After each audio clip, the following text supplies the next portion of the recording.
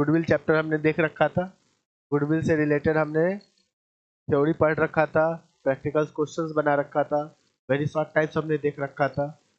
तो कोशिश करना क्या है कि जितना भी हमने देखा है उन सभी को रिवीजन करते, क्योंकि जितना आप पीछे वाला देखकर रिवीजन करते रहोगे, क्योंकि बहुत ज्यादा मैं नहीं बता रहा हूँ, मैं उतना ही बता रहा हूँ जितना एग्जाम में पूछ सकता है या पूछेगा। बात आ रही समझ में? तो रिवीजन आपने जितना चैप्टर पढ़ रखा उसका रिवीजन करना कोई बड़ा बात है नहीं।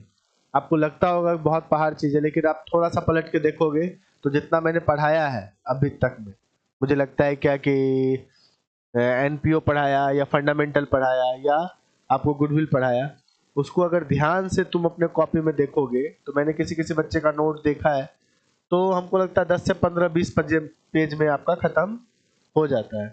तो 20 पेज में खत्म होने का मतलब क्या हुआ कि जब आप अपने हाथ से 20 पेज लिख रहे हो तो 20 मिनट का बात है, बहुत ज्यादा 20 मिनट का बात है। क्यों? क्योंकि हर एक पन्ने को आप 20 मिनट में पढ़ ही सकते हो, 1 मिनट में पढ़ ही सकते हो। तो 20 मिनट का बात है, 20 मिनट में आप रिवीजन हो जाएगा पीछे वाला जितना है। तो जितना रिवीजन मारते रहोगे उतना बढ़िया है ना। हम लोग क्या करते हैं कि सबसे ज्यादा पढ़ते भी क्या है, अगर कॉमर्स में सबसे ज्यादा पढ़ते क्या है, अकाउंटेंसी। अकाउंटेंसी पे ही ज्यादा वर्क भी करते हैं हम लोग, और सबसे कम मार्क्स किस में आता है, अकाउंटेंसी, है ना। क्योंकि बिजनेस स्टडीज, इकोनॉमिक्स में मार्क्स अच्छा आ जाता है, अकाउंटेंसी में क्या होता है, बच्चा इग्नोर जो मार रखा होता है ना, या लास्ट में वो पढ़ना स्टार्ट करता है ना, इसलिए वैसा दिक्कत हो जाता है। क्योंकि उसमें कॉन्फिडेंस लेवल भी आपका ज्यादा रहता है, आपको लगता है ये तो आता ही है, ये तो आता ही, कभी भी हम रिवीजन करेंगे आराम से कर सकते हैं। इस कारण क्या होता है कि मार्क्स हमारा कम आता है। और हिंदी इंग्लिश तो छोड़ना ही नहीं है, हिंदी इंग्लिश पर भी अपना कमांड करना है, क्योंकि इस 3 पर सब्जेक्ट पर नंबर तो आएगा, लेकिन हिंदी इंग्लिश पर नंबर नहीं आएगा तो बेकार हो जाएगा सारा। क्योंकि बहुत सारे ऐसे बच्चे जिसको 60-70% आया है, और जब उसका जब आप अकाउंट्स में, इकोनॉमिक्स में जब नंबर देखोगे तो आप हैरान रह जाओगे कि किसी का 90 है, किसी में 80 है, 85 है, 90 है, 95 तक गया है मार्क्स, और उसको 70-80% आ रहा है। ऐसा क्यों? ऐसा इसलिए कि हिंदी इंग्लिश को खा जा रहा है। तो हिंदी इंग्लिश पर भी हमको क्या करना है, एक निश्चित टाइम देकर पर डे से अभी से ही कोशिश करना स्टार्ट कर देना है, अच्छा मार्क्स आ सकता है। आई बात समझ में कि नहीं? चलिए, तो हम लोग क्या करते हैं कि आज हम लोग क्या देखेंगे, इंपॉर्टेंट क्वेश्चंस किसका, ऑब्जेक्टिव से रिलेटेड, जो ये गुडविल से रिलेटेड ऑब्जेक्टिव क्वेश्चंस हम लोग देखेंगे। क्लियर है? अब इसको भी ध्यान से देखना है। तो मैंने क्या बोला था कि ऑब्जेक्टिव क्वेश्चंस में हम वो सब दे रहे हैं जो पूछ सकता है, नहीं पूछ सकता, सब दे रहे हैं। इससे क्या हो रहा है कि आपका कंप्लीट रिवीजन होना चाहिए। कंप्लीट रिवीजन इसलिए होना चाहिए कि अगर ऑब्जेक्टिव आपका क्लियर है तो सब्जेक्टिव आपको बताता है क्या कि आपने सब्जेक्टिव कितना क्लियर किया, उससे ऑब्जेक्टिव आपका क्लियर होता है। क्लियर है? चलिए हम लोग फर्स्ट क्वेश्चन की ओर चलेंगे। हम लोग फर्स्ट क्वेश्चन आपका क्या बता रखा है, निम्न घटक ख्याति को प्रभावित करते हैं सिवाय which of the following factor goodwill except. मतलब कौन सा ऐसा चीज है जो गुडविल को, बाकी सारी चीजें तो प्रभावित करती है, सिर्फ उसको छोड़कर। किसको छोड़कर, जल्दी बताओ।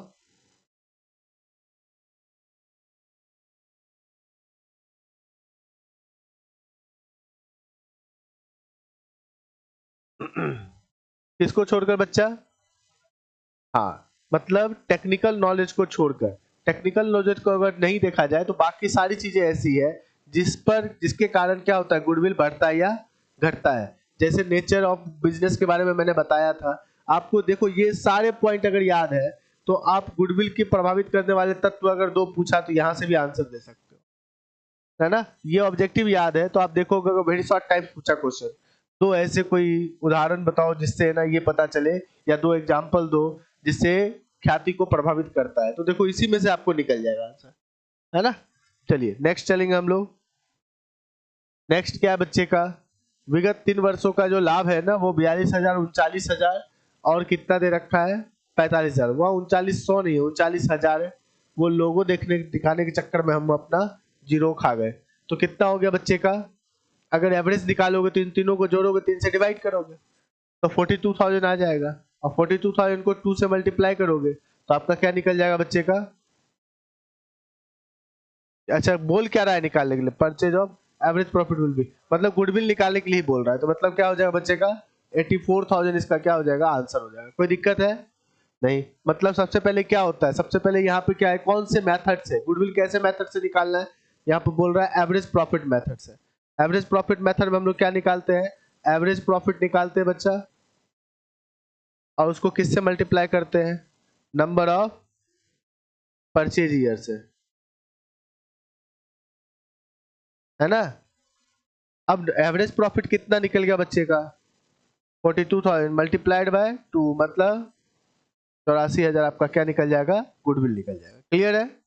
नेक्स्ट हम लोग चलेंगे बच्चे लोग, नेक्स्ट बोल रहा है औसत लाभ आधार, औसत लाभ आधार के अंतर्गत ख्याति की गणना की जाती है। Under average profit basis goodwill is calculated by, कैसे गुडविल कैलकुलेट करते हैं एवरेज प्रॉफिट में, तो पहले ही बता रखा है। इसने क्या किया है, बस बच्चों को थोड़ा घुमाने के लिए कि बच्चा कंफ्यूज रहे, उसने क्रय वर्षों की संख्या पहले दे दिया है, और हाँ, तो इसका मतलब क्या है कि average profit multiplied by number of purchase year, तो क्या हो जाएगा बच्चे का, इसका आंसर क्या हो जाएगा, ए। नेक्स्ट जो है बी, बी में क्या दे रखा है, super profit multiplied by number of purchase year, ये सुपर प्रॉफिट से गुडविल निकालने का तरीका है ना। सुपर प्रॉफिट से गुडविल निकालने का तरीका क्या है, सेकेंड वाला है। और थर्ड वाला क्या है, जल्दी बताओ, थर्ड वाला गुडविल निकालने का तरीका क्या है, कैपिटलाइजेशन मेथड से। देखो क्या है, सुपर प्रॉफिट है, सुपर प्रॉफिट और डिवाइड बाय क्या है, रेट बोल रहा है, तो रेट डिवाइड बाय 100 होता है, तो 100 हटा के यहाँ पर से करोगे तो यहाँ मल्टीप्लाई हो जाएगा, तो super profit multiplied by 100 divide by rate. बताओ कैपिटलाइजेशन मेथड का फॉर्मूला है, तो इसका मतलब ये क्या चीज का है, कैपिटलाइजेशन मेथड का, ये क्या है सुपर प्रॉफिट, और ये क्या है एवरेज प्रॉफिट। इसमें भी एवरेज प्रॉफिट में भी दो आता है, कौन कौन आता है, वेटेड एवरेज प्रॉफिट और एक सिंपल एवरेज प्रॉफिट। ये सिंपल एवरेज प्रॉफिट का, अगर ये तीनों हमको आता है तो निश्चित है आपसे अगर क्वेश्चन पूछ देगा वेरी शॉर्ट टाइम्स में कि गुडविल निकालने के तरीके कौन कौन से हैं, उसके फॉर्मूले बताओ, तो आप देखो वहां पर भी सॉल्व कर पाओगे। बात आ रही समझ में कि नहीं। चलिए, मतलब ऑब्जेक्टिव से भी आप वेरी शॉर्ट टाइप्स निकलता है। ख्याति है, ख्याति क्या है, एक तो टेंजिबल एसेट्स है नहीं क्योंकि इसका फिजिकल एग्जिस्टेंस नहीं होता, इनटेंजिबल एसेट्स है, ये सही है। और दूसरा दे रखा है करंट एसेट्स, नहीं।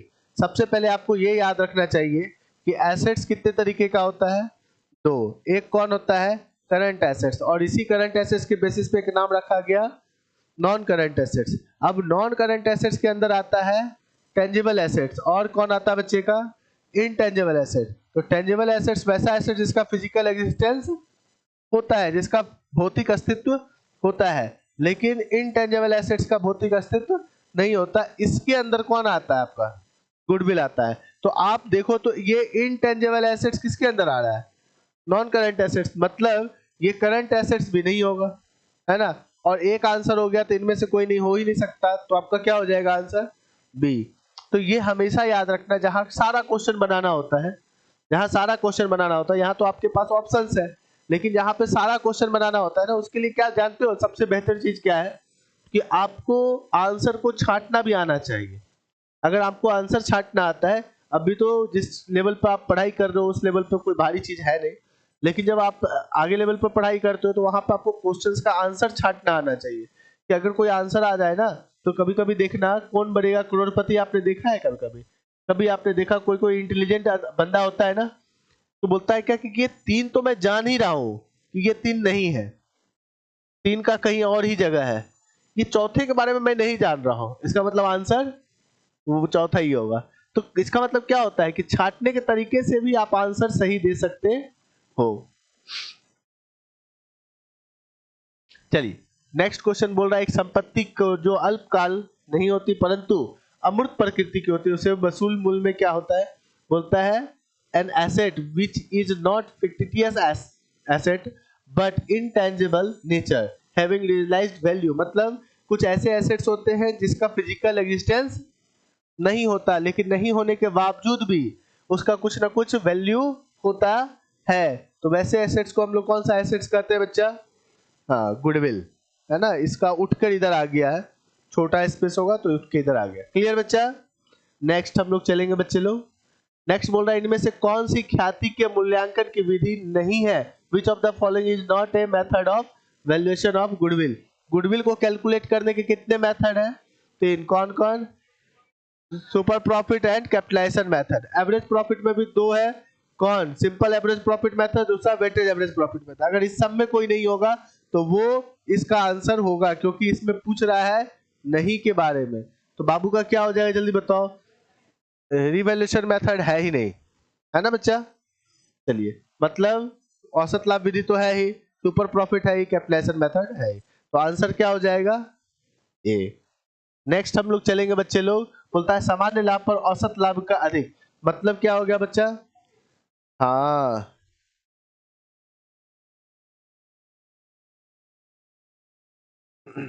नॉर्मल प्रॉफिट क्या है, उससे ज्यादा क्या बता रहा है, एवरेज प्रॉफिट। एवरेज प्रॉफिट को एक और नाम से जानते हैं, बताओ क्या होता है, एक्चुअल प्रॉफिट। क्लियर है। तो अगर नॉर्मल प्रॉफिट से एवरेज प्रॉफिट ज्यादा हो या एक्चुअल प्रॉफिट ज्यादा हो तो वो क्या कहलाता है बच्चे का, सुपर प्रॉफिट। नेक्स्ट हम लोग चलेंगे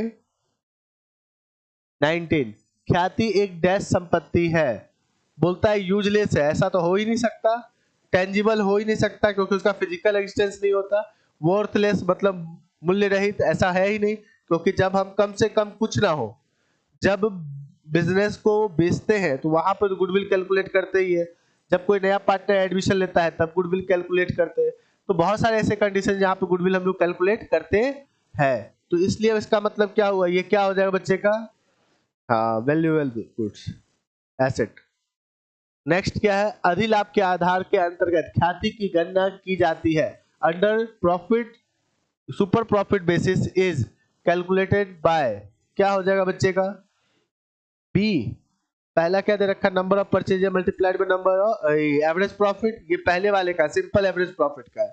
दूसरा बोल रहा है number of purchase year multiplied by super profit method, answer ये होगा। तीसरा जो है वो किसका है जल्दी बताओ, कैपिटलाइजेशन मेथड का। नेक्स्ट हम लोग चलेंगे बच्चा, बोलता है पिछले 3 वर्षों का लाभ जो है ना वो 6,000, 13,000, 8,000 था, है ना, और शुद्ध औसत शुद्ध लाभ के 2 वर्षों के क्रय पर होगी ख्याति क्या होगी।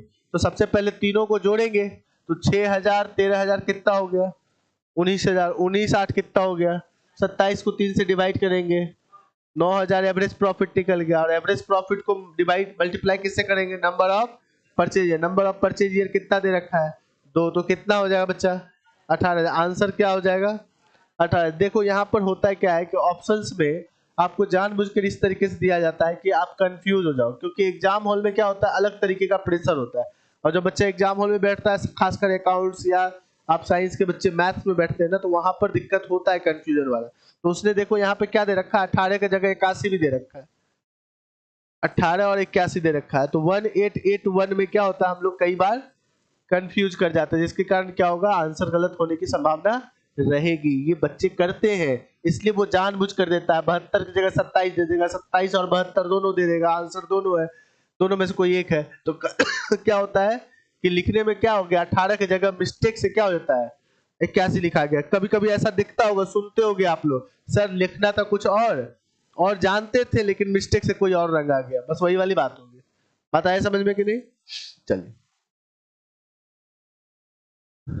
नेक्स्ट हम लोग चलेंगे, बोलता है अधिलाभ से आप क्या समझते हैं, what do you mean by super profit. Super profit का मतलब है ना नॉर्मल प्रॉफिट से जितना ज्यादा कमा रहे हैं वो सुपर प्रॉफिट है, मतलब average profit minus normal profit, तो आंसर इसका क्या हो जाएगा, बी हो जाएगा। क्लियर है, ये क्या निकलेगा पहला बताओ, एवरेज प्रॉफिट। अगर यहीं पर ये पूछ देता है एवरेज प्रॉफिट कैसे निकलेगा, तो ये एवरेज प्रॉफिट का फॉर्मूला आप अच्छे से देखो, है ना, ये किसका फॉर्मूला है, सुपर प्रॉफिट का है ना, और ये किसका है, भारित लाभ को हम लोग किससे डिवाइड कर रहे हैं, क्रय वर्षों की संख्या से डिवाइड कर रहे हैं, ये तो किसी का है ही नहीं, है ना, तो इसमें से नहीं होगा, मतलब ये आंसर क्या है, क्वेश्चंस के अकॉर्डिंग तो आंसर भी है। 23rd में आएंगे, 20 नहीं 12 में आएंगे। बोलता है क्या कि एक व्यवसाय में विनियोजित पूंजी कितना है, 1.5 लाख है, और लाभ जो दे रखा है 50,000 दे रखा है, और नॉर्मल प्रॉफिट जो है दे रखा है वो कितना दे रखा है, 20% दे रखा है। तो बोलता है पूंजीकरण विधि से आपको गुडविल कैलकुलेट करना है। सबसे पहले क्या दे रखा है कि कैपिटल दे रखा है, तो कैपिटल को कैपिटल रहने दो, और जो प्रॉफिट दे रखा है उस प्रॉफिट को कैपिटल के बराबर कर दो, और इस दोनों के बीच का डिफरेंस निकालो, वही गुडविल है। पहले क्या होता था कि प्रॉफिट दे रखा होता तो कैपिटल दे रखा होता था, और इस कैपिटल को हम गुड प्रॉफिट में कन्वर्ट करते थे, सुपर प्रॉफिट निकलता था। लेकिन कैपिटलाइजेशन मेथड, इसलिए हम क्या करेंगे, कैपिटल को कैपिटल रहने देंगे, प्रॉफिट को कैपिटल में कन्वर्ट कर देंगे, तो उल्टा हो जाएगा, रेट बाय नहीं 100 बाय रेट हो जाएगा।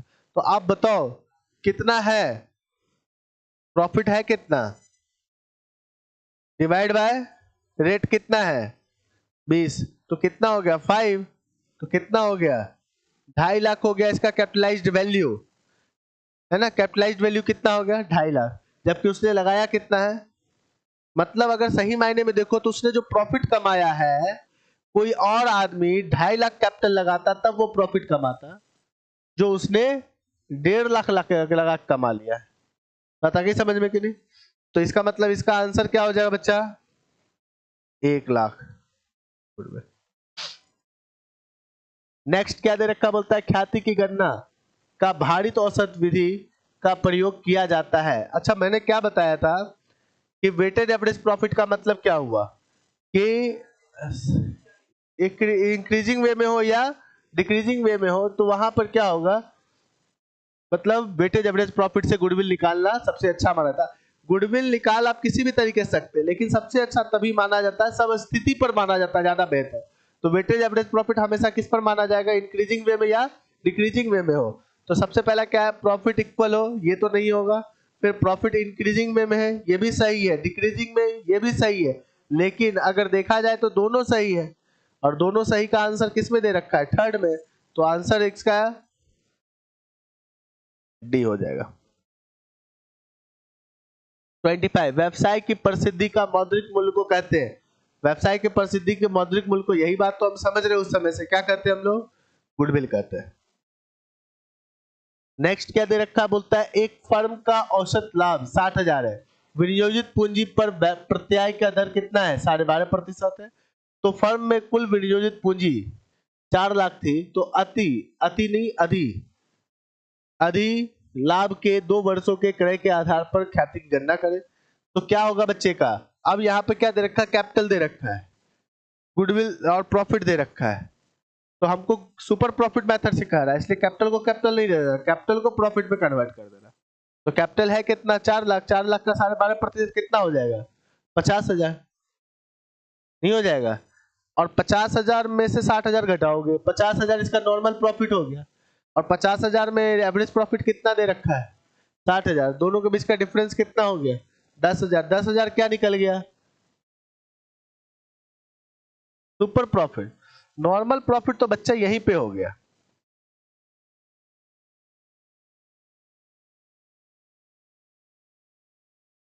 नॉर्मल प्रॉफिट कैसे हुआ,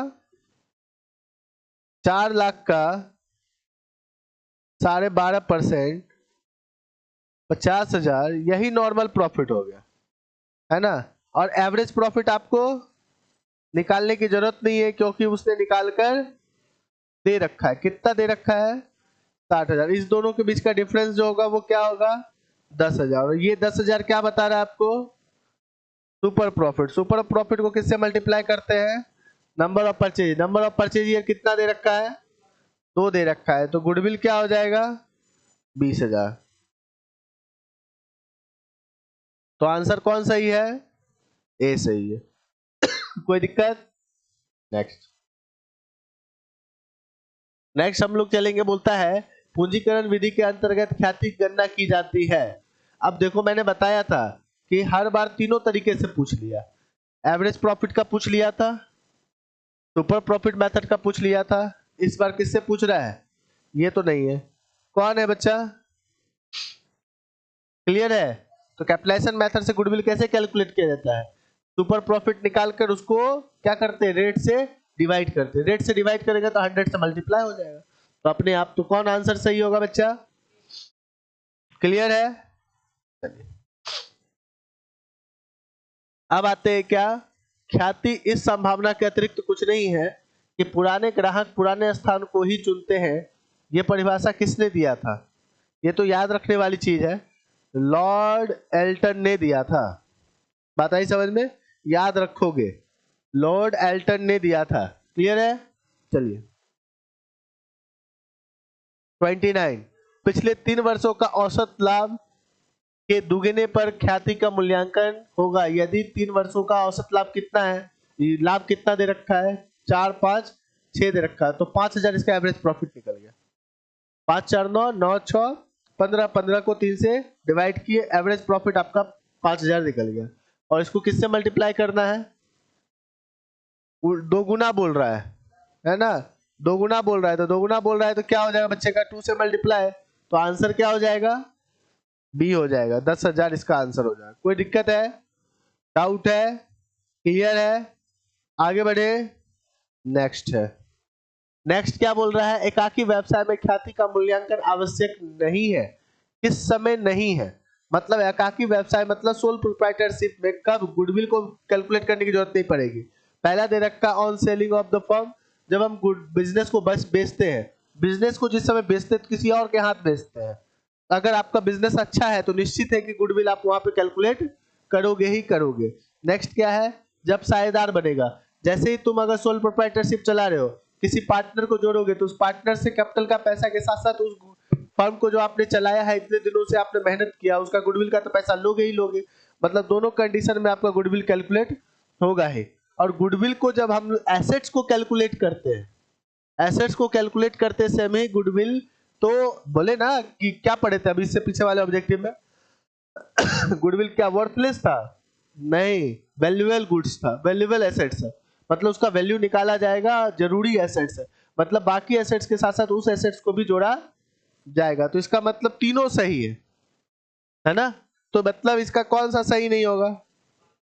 मतलब ये आंसर सटीक है, मतलब क्वेश्चंस के अकॉर्डिंग आंसर तो यही होगा। क्यों होगा? व्यापार बंद करते पर, व्यापार आदमी बंद क्यों करता है ये बताओ? जब कंटिन्यू लॉस हो, और जब लॉस होगा तो कितनी देर सह पाएगा, और जब लॉस हो रहा है तो मतलब उसका गुडविल होगा ही नहीं, जीरो होगा। तो निश्चित है कि उसी समय ऐसा स्थिति आएगा। नेक्स्ट 31, ख्याति का मूल्यांकन पिछले 5 वर्षों के औसत लाभ के 1.5 वर्षों के क्रय पर किया जाता है ना? तो मतलब जितना भी एवरेज प्रॉफिट होगा उसको किससे मल्टीप्लाई करना है? 1.5 से। और बोलता है प्रथम वर्ष जो है ना प्रॉफिट कितना है? 20,000। दूसरा वर्ष कितना है? 18,000। और तीसरा वर्ष कितना है? 9,000। तो 20 और 18 कितना हो गया? 38। 38 9 कितना हो गया? 47। लेकिन यहाँ पर बोल क्या रहा है, 2 वर्षों में 2,000 लॉस भी हुआ, तो कितना आ गया फिर? एक सेकेंड।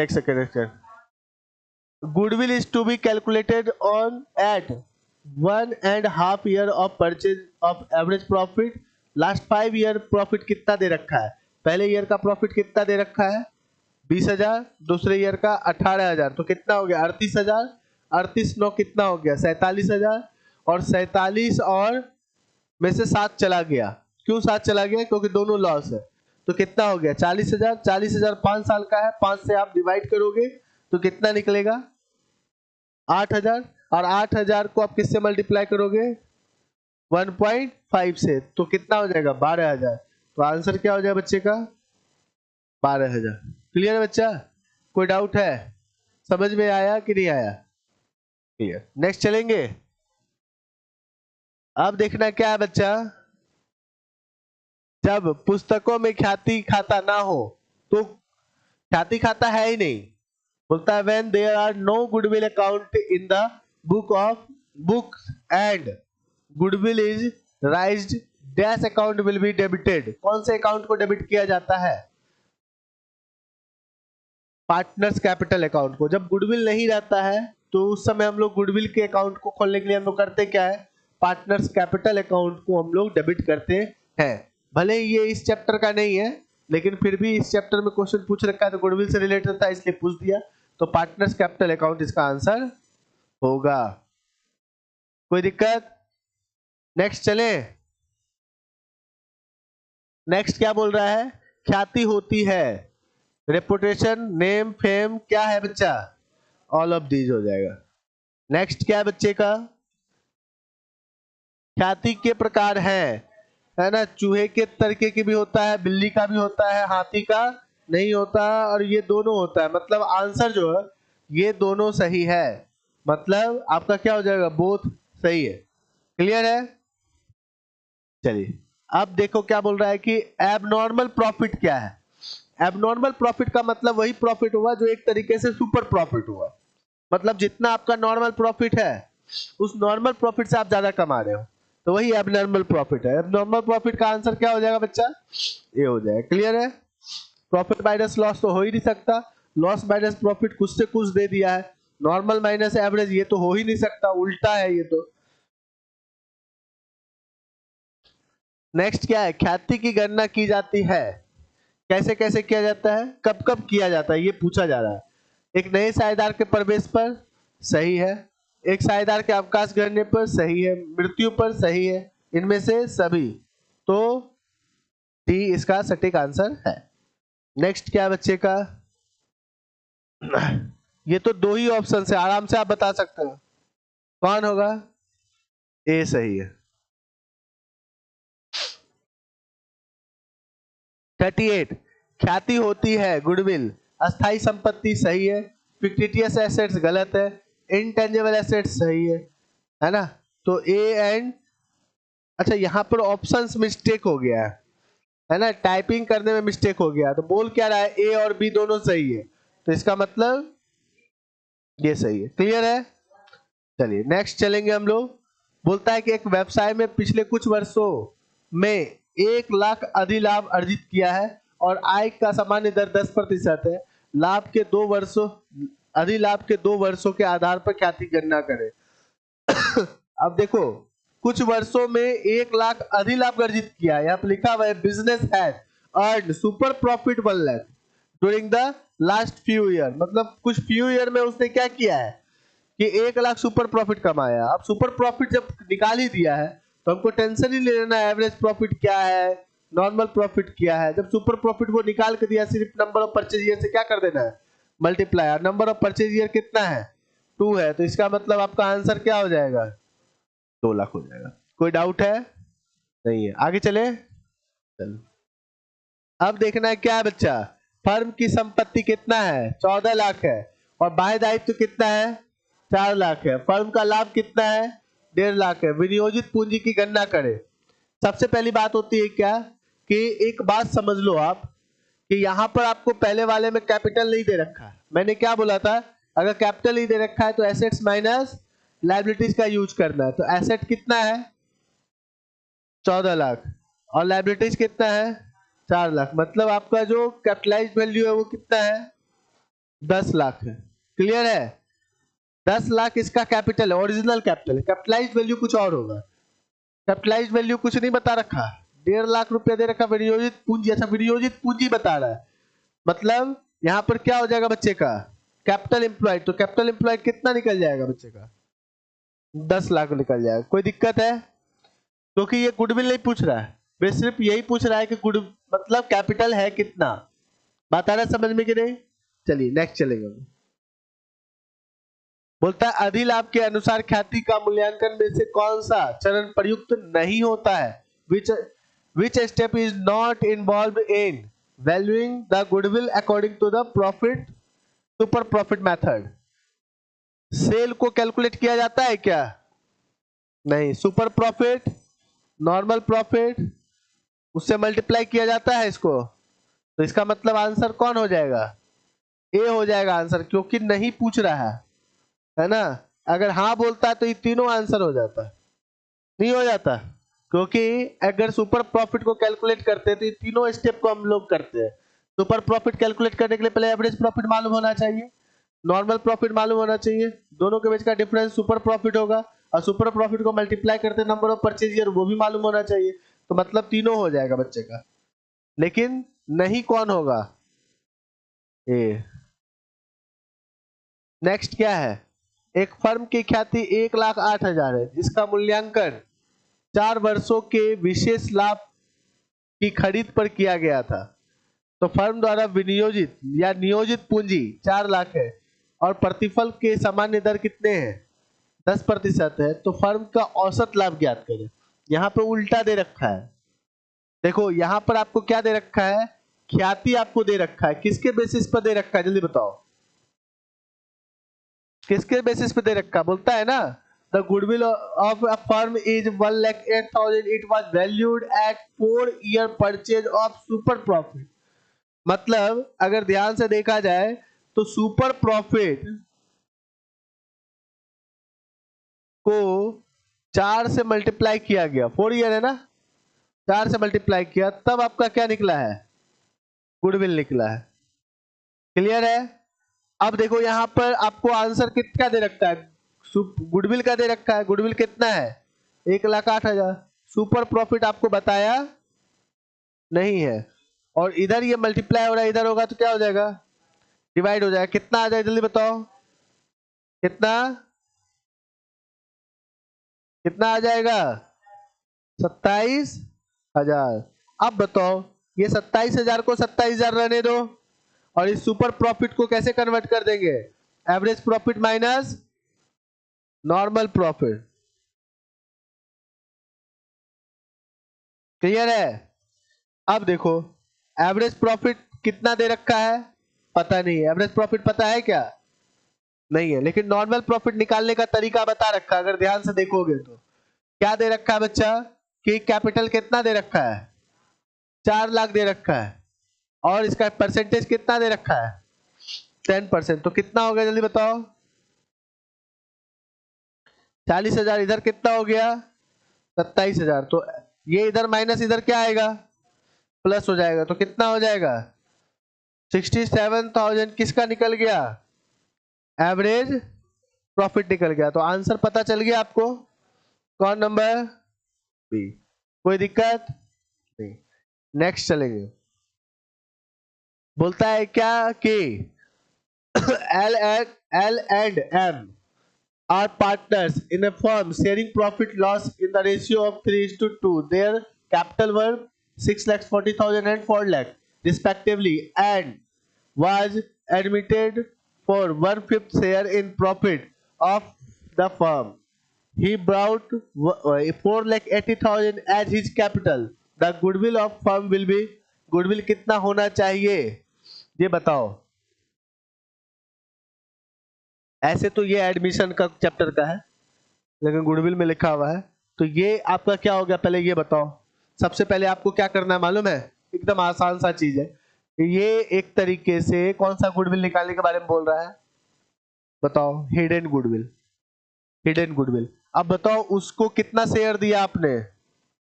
नए पार्टनर को 1/5 दिया। 1/5 के लिए उसने कितना रुपया लेके आया ये बताओ? 4,80,000। 4,80,000 1/5 के लिए लेके आया। तो 5/1 क्या हो जाएगा? 5/1।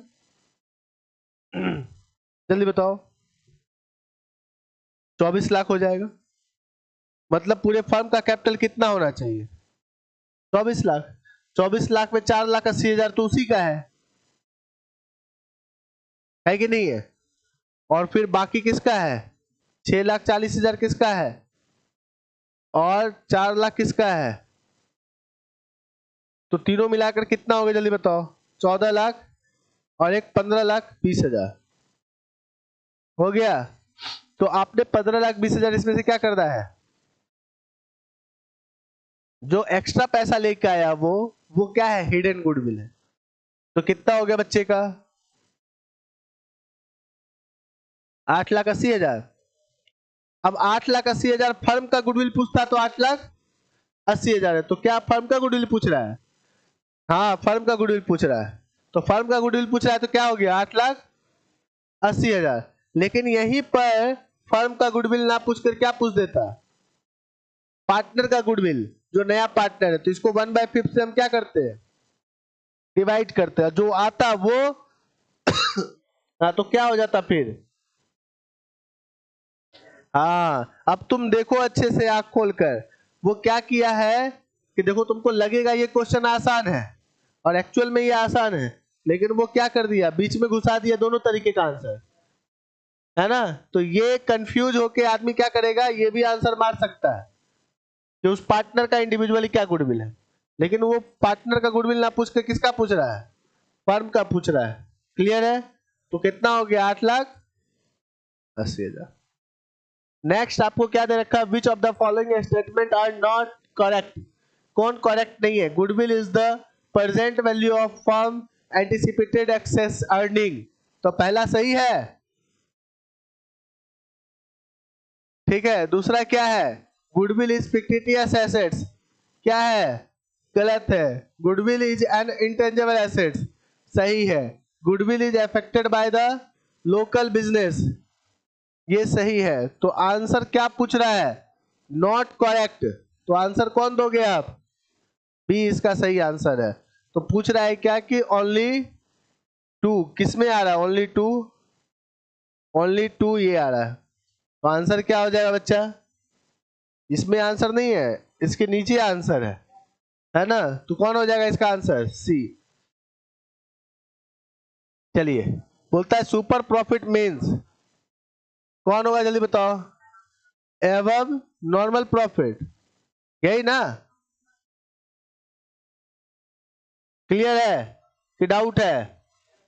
चलिए, फिर बोलता है अधिलाभ की गणना के लिए इनमें से कौन से चरण उपयुक्त है, कैलकुलेट एक्चुअल एवरेज प्रॉफिट, ये भी सही है बच्चा। सामान्य नॉर्मल प्रॉफिट कैलकुलेट करना है, दोनों के बीच का डिफरेंस निकालना है, इसका मतलब इसका आंसर क्या हो जाएगा। क्लियर है, कोई डाउट है, समझ में आ रहा है। नेक्स्ट,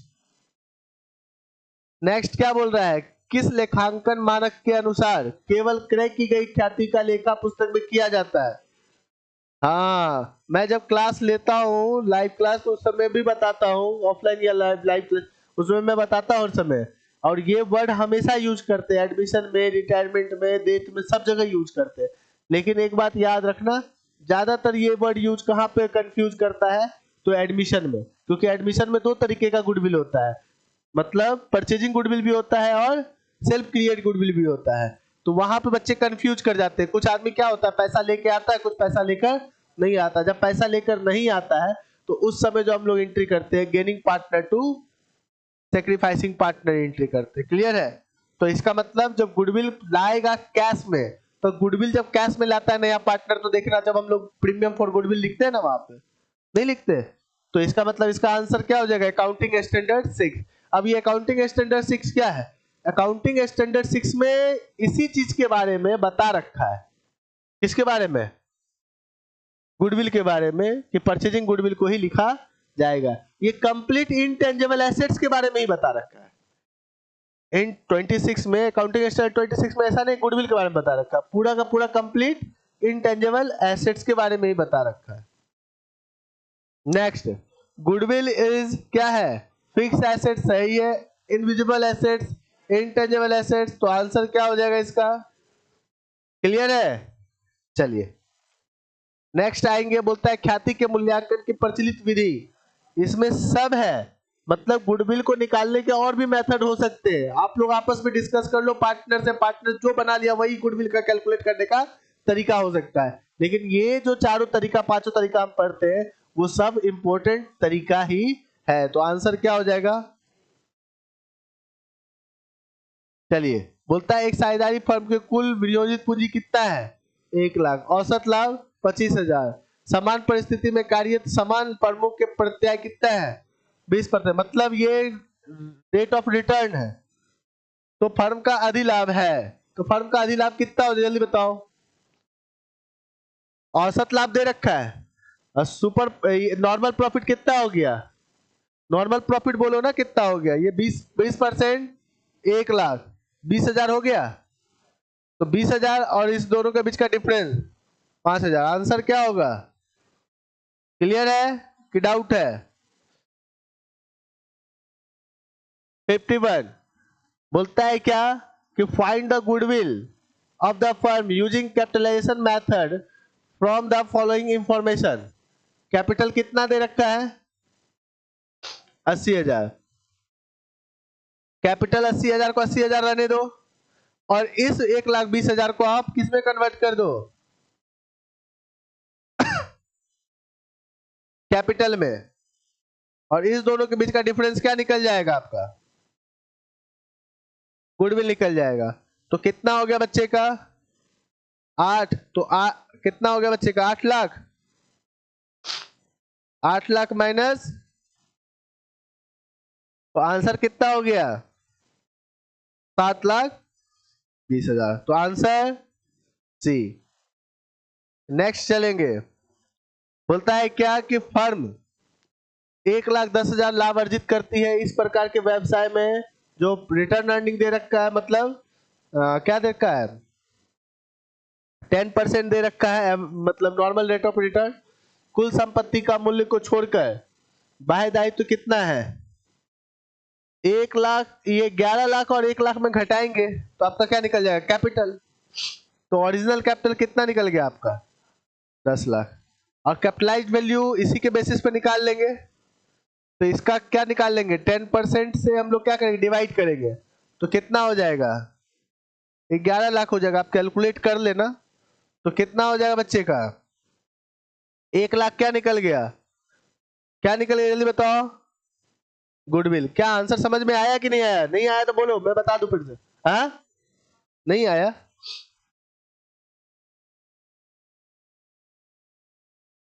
देखो 1,10,000 है बच्चे का, आप इसको कैपिटल में कन्वर्ट करोगे तो रेट से डिवाइड 100 से मल्टीप्लाई, तो ये कितना निकल गया 11 लाख निकल गया, और इधर कैपिटल होना चाहिए, तो कैपिटल का आपको दे ही नहीं रखा है, इसमें से ये घटाएंगे तभी ना कैपिटल निकलेगा। तो कैपिटल कितना निकल गया आपका 10 लाख, अभी भी नहीं आया समझ में, है ना। तो 11 में 10 गया कितना हो गया 53। वास्तविक लाभ के सामान्य लाभ पर अधिक, तो क्या हो जाएगा बच्चे का सुपर प्रॉफिट। फिर अगला क्या दे रखा है, यदि 4 वर्षों के कुल लाभ कितना दे रखा है, तो औसत लाभ क्या होगा, तो इसी को इससे डिवाइड कर देंगे 13,000 हो जाएगा। नेक्स्ट क्या है 55, किस प्रकृति की ख्याति की क्षमता सबसे निम्न होती है,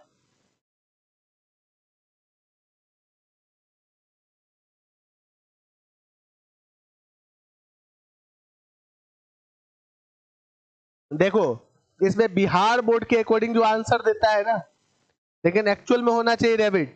बिहार बोर्ड के आंसर के अकॉर्डिंग क्या देता है वो रेट देता है। एक बार हम ना आज इसको देख लेंगे बुक में, लेकिन मेरे ख्याल से क्या होना चाहिए रेबिट होना चाहिए, लेकिन बिहार बोर्ड में जितना बार हम देखे हैं आंसर इसको ही ज्यादा सटीक मानता है। अब क्यों मानता पता नहीं, रेबिट तो वो है ना जो तुरंत इन्फ्लुएंस हो जाता है। देखते हो रेबिट को आप पुचकारोगे ना तुरंत एकदम कान वान सीधा करके रह जाएगा आपके पास, जिसके पास गया उसी के पास रह गया, है ना। तो वो इन्फ्लुएंस जल्दी हो जाता है, तो रैबिट सबसे कमजोर है। लेकिन इसको थोड़ा सा आप लोग बुक में भी देख लोगे, लेकिन मेरे पॉइंट ऑफ व्यू से तो क्या होना चाहिए रैबिट होना चाहिए। लेकिन बुक में देख रखे हैं क्या, जितनी बार बिहार बोर्ड का बुक देख रखे हैं उसमें रेट ही बता रखा है, लेकिन होना चाहिए क्या रैबिट। तो आपको अगर ज्यादा कंफ्यूजन होगा तो इस क्वेश्चन को आप क्या करोगे स्किप कर दोगे। क्लियर है बच्चा, तो आपका क्या हो गया आज ऑब्जेक्टिव क्लियर। तो इसका मतलब गुडविल भी चैप्टर क्या हो गया खत्म। अब गुडविल चैप्टर जैसे ही खत्म हुआ तो नेक्स्ट चैप्टर हम लोग क्या चलेंगे change in profit sharing ratio.